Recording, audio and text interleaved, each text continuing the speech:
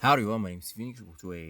Welcome to my review for the Five Nights at Freddy's 1 and 2 movies. I originally planned to only to like do the to review the first Five Nights at Freddy's, and I'm still am in this video. But since the first, I also said on Instagram, I also said I was going to review the second one movie as well because that was one I was planning to see, but I never did a review for the first movie, and I've been working on that since last year, and I never got to do it. And please excuse the audio, the this symbol right here, and this is misspelled. Yeah, this video is my review on the FNAF movies, both 1 and 2. And this and spoiler alert for the first FNAF film for both FNAF films. So if you haven't seen them yet, go watch them before you see this review. Let's go into the first FNAF movie, the pros. Like, what are the things that I like in this movie? I like the set designs with how they decorated the pizzeria. Like, they did a really good job with the pizzeria. Like, this is a nice set design, and I liked how they built the animatronics right here. Like, the animatronics were really well done. I like how they hired Jim Henson, the guy who did the Muppets, to construct the animatronics. I really like that. And I like how the characters, Mike in the film, Mike, Abby, Vanessa, everyone is really likable in this film. Vanessa, not so much, but Mike was a really solid protagonist. Like, his deal and the whole issue in the film, not issue of like a problem, but like whole like his thing in the film was like trying to keep custody of his sister Abby while his crazy aunt Jane is trying to take her away. And you really do root for him and how and what he's struggling with. And I also like Matthew Lillard here. Matthew Lillard was a great choice for the film's main antagonist, William Afton. I really like him and how he portrayed the character. He's a little too goofy, but hey, it's Matthew Lillard. He made it work. But I wish he was in film more often. That's where I'm going to get into the flaws. And I like the cast. And MatPat, speaking of like, and MatPat makes an appearance, a short cameo in this film as like a diner, as a diner attendant. It's like at a diner, and the main character, the antagonists of the film, not including Afton, Aunt Jane, and other characters are at a diner. They're about to eat, and MatPat's about to take their orders. That's a very nice cameo.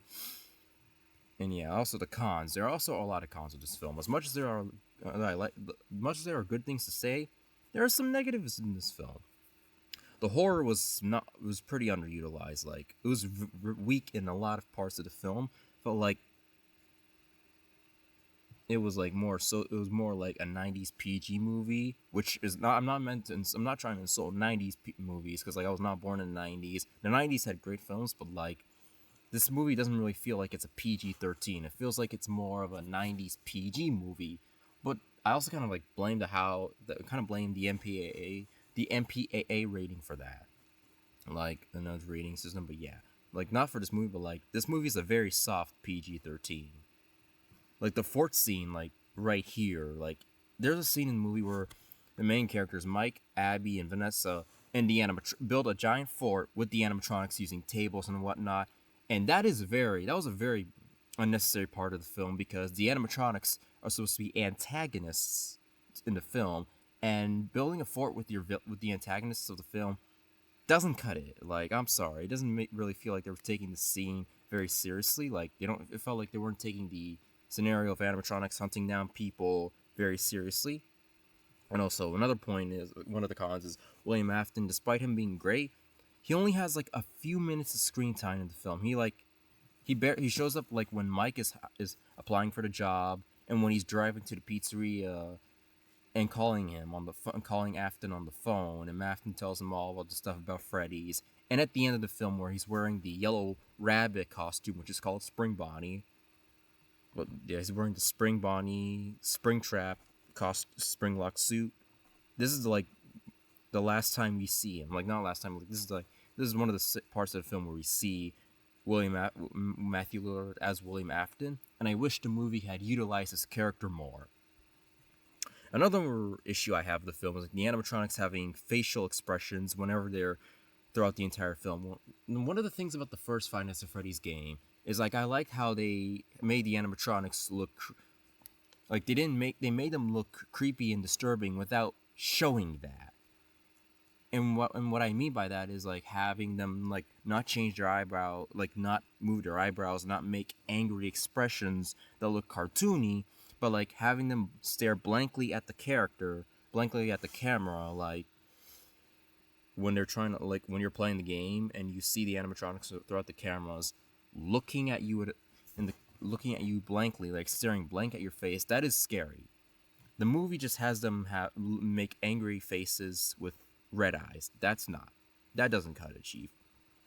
Also, speaking of that, like the cupcake has way too much screen time in the film. For a movie called Five Nights at Freddy's, it doesn't really use the main character, the main animatronic, Freddy Fazbear himself. He's not in the film much, and you have like the cupcake killing a lot of other people, and like the cupcake, like yeah, he has a lot. He has like way too much screen time. He has like way too much things to do. In conclusion, I give the first Five Nights at Freddy's movie a 6.4 out of 10. It's an average film. I like the strong cast, the set designs, like the way they build the animatronics. Like I said, Jim Henson's company did a great job. I like Matthew Lillard. I wish he was in the film more often. He wasn't a no. I can't say any character in any actor in the film was a bad actor. Like I can't really say that, but I just Matthew Matthew Lillard was just used more. Like he had a lot of potential. I really liked him. The cons, horror was underutilized. William Afton, like I said, wasn't in the film as much as I would have liked. Yeah, the facial expressions took the horror out of the characters away. The cupcake, yeah, shouldn't have many kills. He shouldn't have had the kills as much as he had. Like he has. Freddy doesn't have like for a movie called Five Nights at Freddy's. Freddy's barely used. And the fourth scene should have been cut. Like, there was no reason why we should have had the fourth scene. Takes attention out of the plot. Takes attention away, basically. It just makes the animatronics look like cute, cuddly characters. In reality, they're supposed to be dead kids possessing animatronics who are vengeful. Now, let's move on to the second FNAF movie, and I have a lot more things to say about it. Now, the pros, and this contains a lot of spoilers, so guys, like, there's a lot of things to say. What are the movie's pros? I like how in the FNAF 2 movie, there's a lot more setting. Like the setting is bigger than the first film. We get to see, we don't just have to go to the pizzeria. We have the pizzeria. We have Abby's school. We have other places. We have like Fast Fest. We have like Mike's new house. We have Henry. Like there's a character in this film called Henry. He's important. He's somewhat integral to the plot. Like in the games, he's integral to it in a huge way, but like, yeah.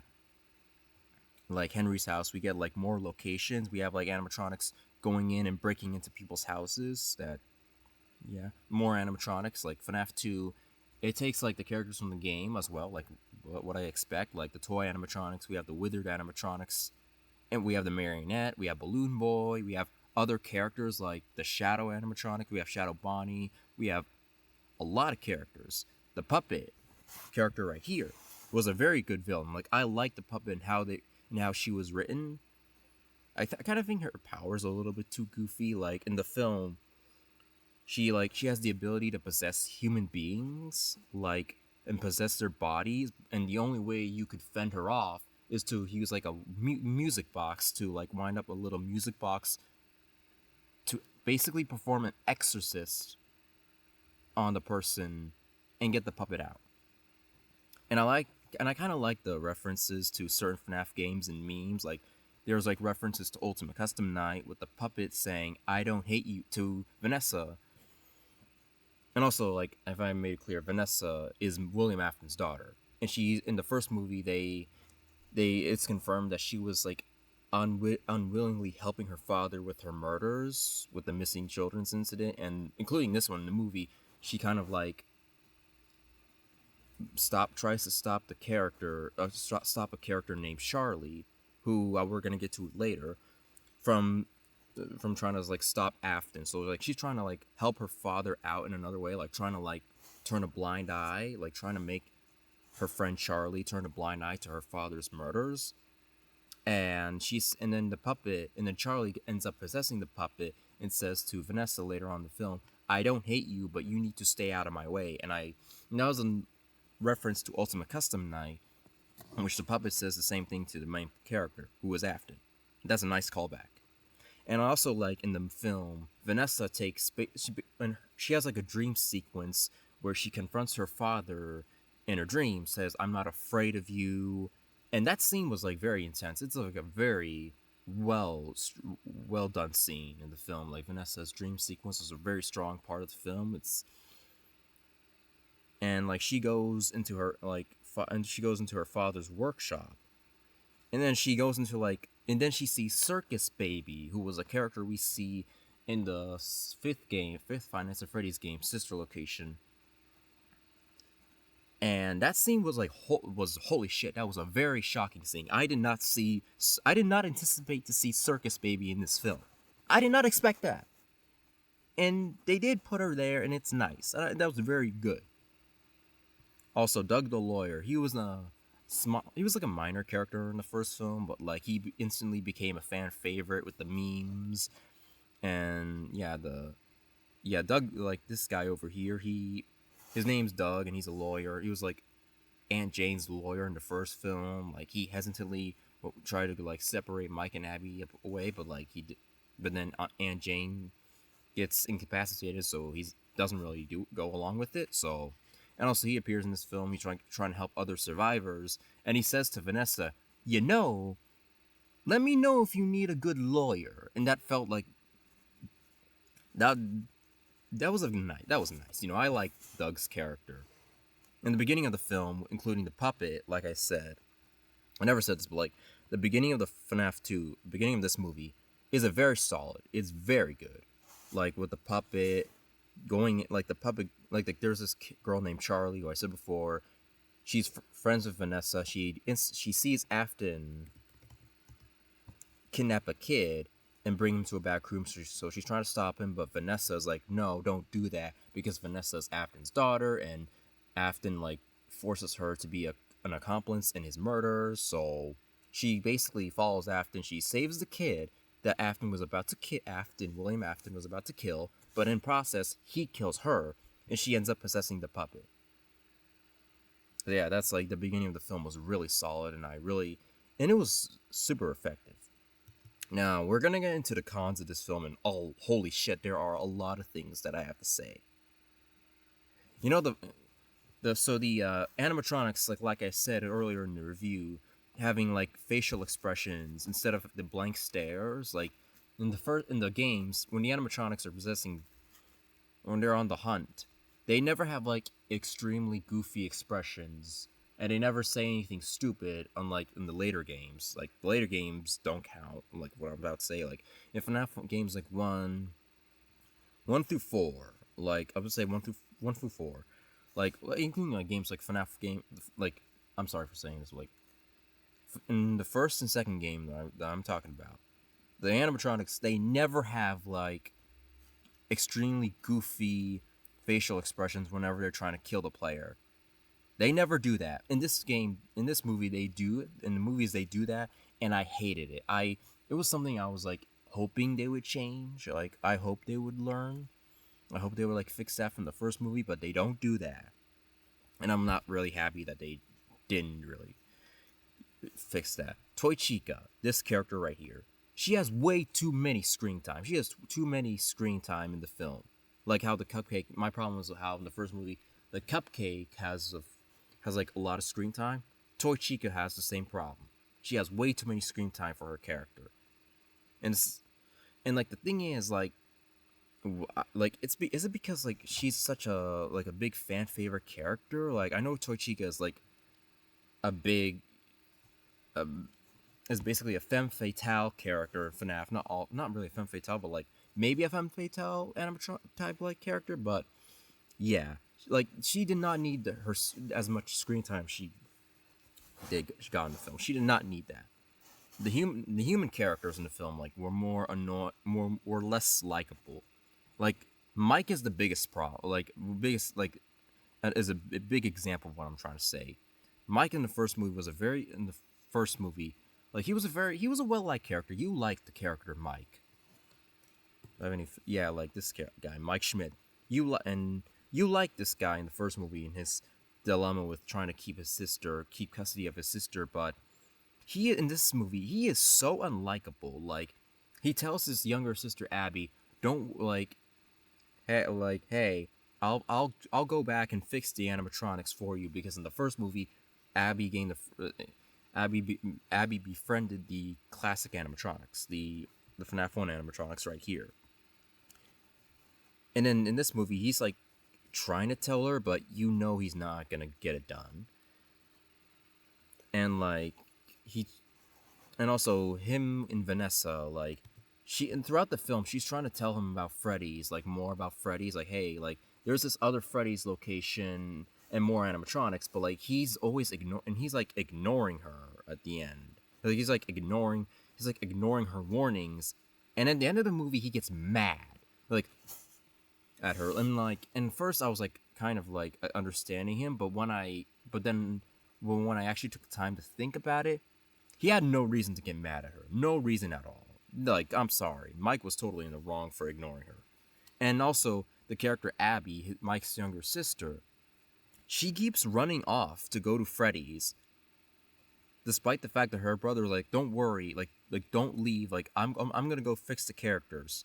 You know, we know he's not gonna do it, and can you blame him? Like and the animatronics try to kill him and his sister in the last movie.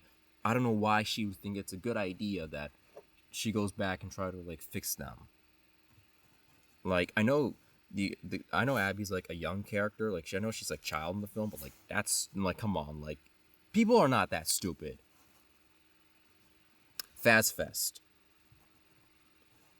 for an event, I've never seen something like Fast Fest. Like it was heavily promoted in the trailers of the film. Like this movie heavily promoted Fast Fest. It's like it was Fast Fest. If y'all don't know, I hope y'all seen the film. Like if y'all seen the film, like what are y'all doing watching this review? But Fast Fest, literally, like it was hyped up in the film's trailers. Like you saw Fast Fest and like a lot of, and then the game barely even like there's only one scene involving Fast Fest.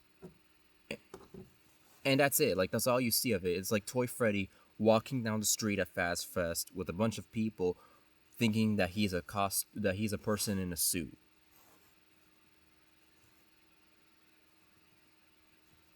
You know, the film barely covered it, and that's something I wished the movie's climax. Like I wish Fast Fest was the movie's climax. Like instead of the climax occurring at Mike's house, it should have happened at Fall Fest or Fast Fest. And another problem with the film was like the animatronics, they not only have goofy facial expressions when they're trying to kill people, they also speak when they're doing it. Like if the characters were speaking, let's say if they did a Showtime scene where the animatronics were performing on stage and they were speaking, that would be fine. But in this film, sorry, I cracked my knuckles a little bit. I shouldn't have done that. But yeah, the toy animatronics, they speak whenever they're killing whenever they're breaking into people's houses, and it's super goofy. And it's like yeah, like that doesn't work. The withered animatronics, like this creepy fuck right here, Withered Chica and the other animatronics, they have like a few minutes of screen time in the film.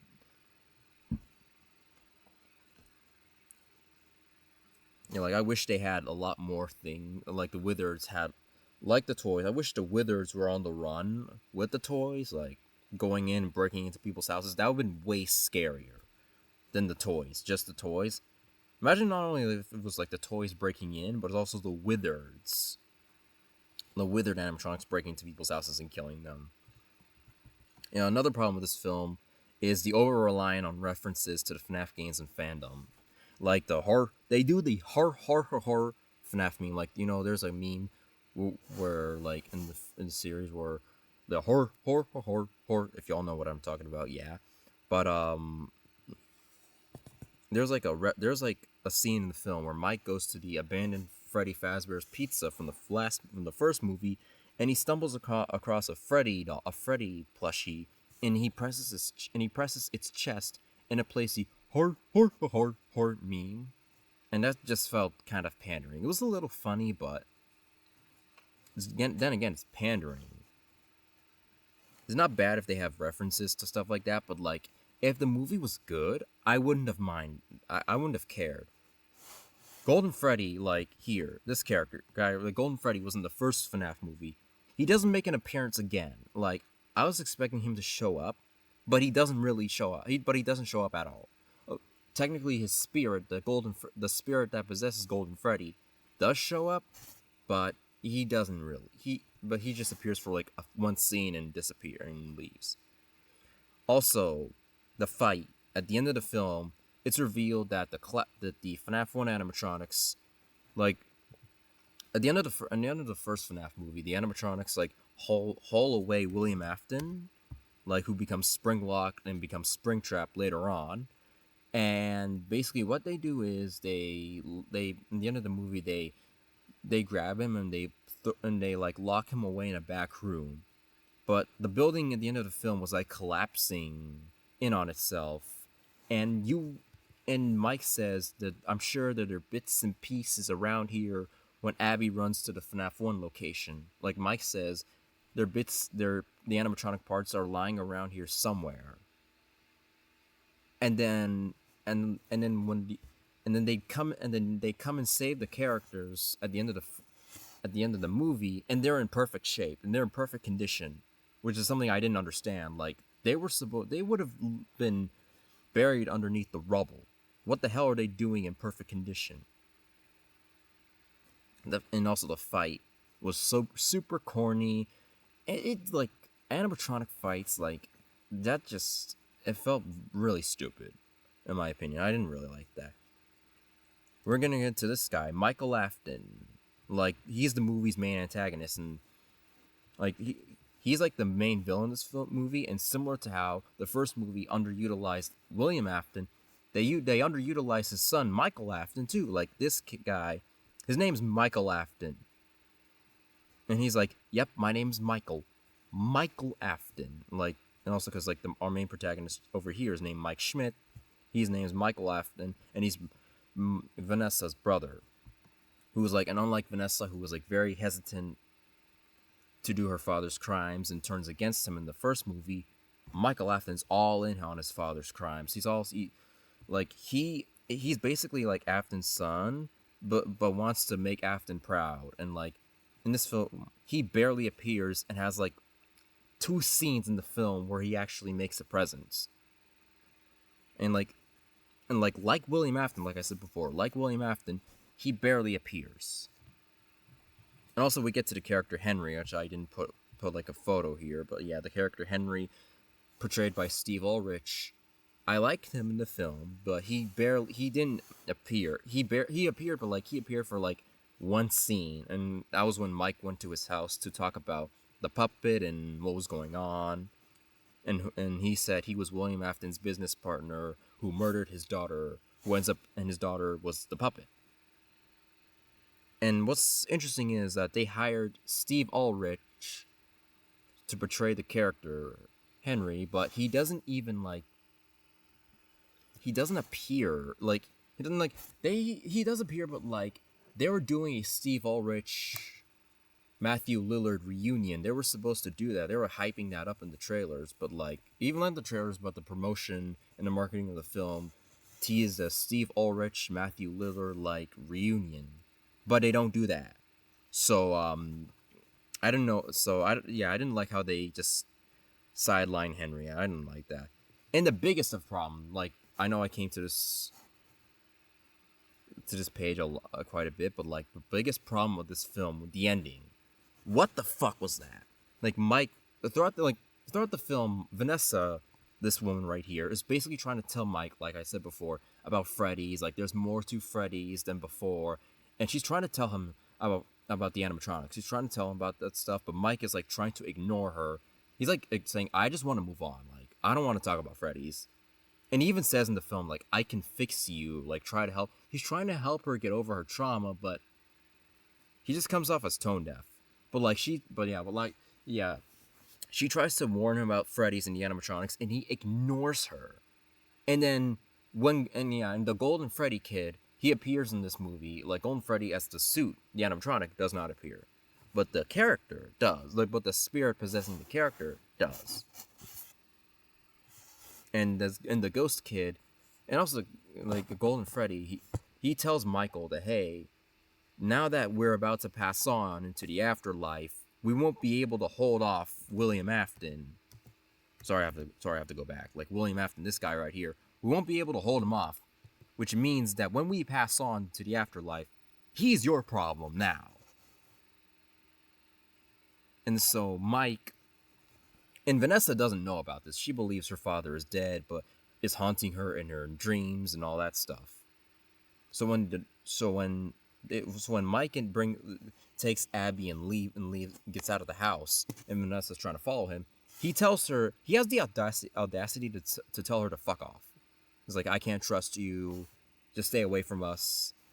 And I'm like, bro, she's been nothing but helpful for you throughout the entire film. Why are you like trying to she's been telling you important shit throughout the entire film, and you've been ignoring her. You have no reason to like ignore her and get mad at her when you didn't allow her to speak. The fuck? That was the biggest problem with this film.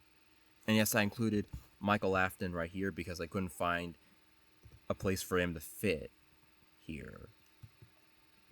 In conclusion, I give the second Five Nights at Freddy's movie a 4.4 out of 10. It is worse than the first movie. Like, the first movie had problems, but like there was stuff in the movie that like made it more good than bad. Like, the biggest problem in this film is its underutilization, if that's a word. Like, there are, the setting is more interesting settings where there are more places than the first Five Nights at Freddy's movie. There's like the pizzeria, Fast Fest, although that was heavily underutilized. Places like Mike's new house, Henry's house, and Abby's school, because like, that's something I probably should have talked about in this review. Like Abby's school, like Abby brings Toy Chica to her school, and basically has her as a science fair project. She has Toy Chica as like a science fair project because her dumbass teacher destroyed it. So she runs over to the FNAF 2 location, and Toy Chica says, hey, I can be your science fair project. And Toy Chica slaughters her teacher. Not really, she just kind of crushes his head, but yeah, that's basically a slaughter. Yeah, but like interesting locations like that. And yeah, but the cons, the biggest problem with this film is like it doesn't, like, it's underutilization. Like it doesn't, and also it doesn't fix any, like, none of the first movie's problems, like the animatronics faces, the horrors. They said in the promos of this film that they were gonna like fix the horror problem, but they didn't really do that. Like, they were way too reliant on references and memes and overall pandering to the fans. And they can have moments like that, but when the story is poor and the movie is not good, that doesn't really matter. It's like eating a meal that's not very good, but at least there's sprinkles on it. Sprinkles looks good, but it doesn't save a meal from being bad. And there's like the underutilization with the actors of William Afton and Henry Emily. Steve Ulrich and William Afton's portrayed by Matthew Lillard, and Henry Emily is portrayed by Steve Ulrich. I should have included a picture of Henry Emily. I'm sorry, Henry. Like he's William Afton's business partner and the father of the marionette. And the withered and also the withered animatronics, not related to Henry Emily, but like this movie underutilizes them as well. Like they only have, I saw a video on YouTube that had all the scenes of the withered animatronics in it, and it totaled up to like 1 minute and 22 seconds, and that is like very, very sad. And yeah, like issues like Fast Fest and the toys speaking. But the biggest problem, and also another problem, Mike shutting off Vanessa. Like, he had no right to do that. Like, she's been telling him throughout the film about Freddy's, and he's been ignoring her. And at the end of the film, he has the audacity to tell her, stay away from us. Like, she's been working for Afton the entire time and hiding information from him, when if he had just listened to her, she had been, and if she had been like helping him, trying to help him throughout the entire film, like she's been helping him throughout the entire film, and he didn't even listen. And he also doesn't even watch his younger sister Abby, who keeps running off to stupid places like Freddy's. Anyways, that's my review. I'm sorry that I seemed very pessimistic about the FNAF 2 movie. Yeah, the FNAF 2 movie wasn't a very good movie. The first movie was 6.4. I give it a 6 out of 10. Like I said before, it's a 6 out of 10. 6.4 out of 10, 6 out of 10. The FNAF 2 movie is a 4.4 out of 10. That's a pretty bad score. So yeah, thank you guys so much for watching. I'm so sorry about the delay and the issues, but the review is finally here. It's actually a double review. Actually, I didn't only review the first FNAF movie, but also the sequel itself. Anyway, thank you guys so much for watching. I appreciate your support. As always, stay safe. Bye bye.